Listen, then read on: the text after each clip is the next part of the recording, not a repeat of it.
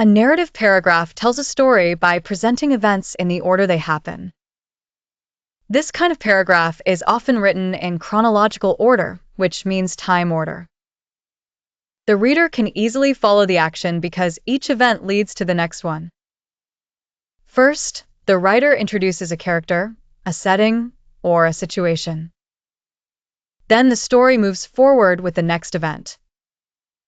After that, another action or change appears, building the sequence step by step.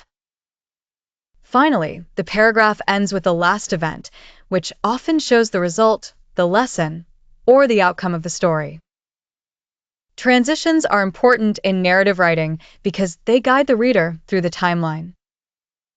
Words such as first, then, after that, next, later, and finally help connect one event to the next. They make the sequence clear and natural. For example, a student might write, "First, I woke up late and rushed to get ready.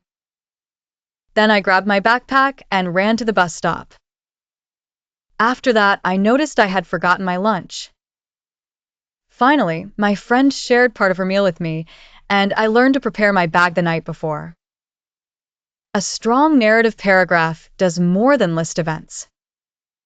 It creates a clear order, includes meaningful details, and gives the reader a sense of movement from beginning to end. When English learners practice this structure, they improve both storytelling and sentence organization.